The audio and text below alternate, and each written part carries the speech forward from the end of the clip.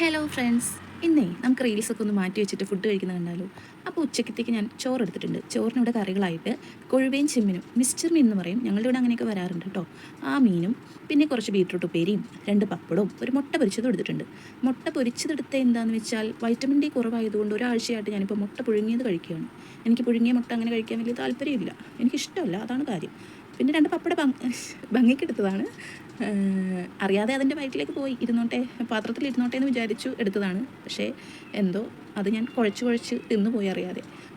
അപ്പോൾ ഞാൻ പറയാൻ വന്ന കാര്യം, ഒരാഴ്ചയായിട്ട് ഞാൻ ഡയറ്റിംഗാണ്. എനിക്ക് ഈ വൈക്കോലൊന്നും എനിക്ക് ഈ മറ്റേ കുക്കുംബറില്ലേ, കുക്കുംബറും ക്യാരറ്റും ബീട്രൂട്ടും ഒന്നും മാത്രം തിന്ന്, സാലഡ് മാത്രം തിന്ന് ജീവിക്കാൻ എനിക്ക് പറ്റുകയില്ല. അതുകൊണ്ട് തന്നെ ഞാൻ എൻ്റേതായിട്ടുള്ളൊരു ഡയറ്റ് പ്ലാൻ എടുത്തിട്ടുണ്ട് കേട്ടോ.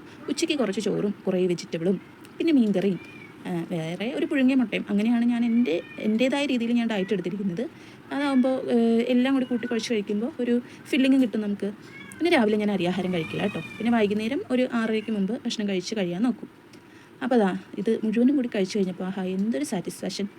ഇപ്പോൾ എനിക്ക് ഡയറ്റ് എടുക്കുന്നതിൽ ഒരു കുറ്റബോധവും തോന്നുന്നില്ല കേട്ടോ. നേരത്തെ എനിക്ക് ഇഷ്ടമില്ലാതെ ചെയ്യുന്നതാണ്. അപ്പോൾ ഇഷ്ടപ്പെട്ടാൽ ലൈക്ക് ചെയ്യണേ. Thank you.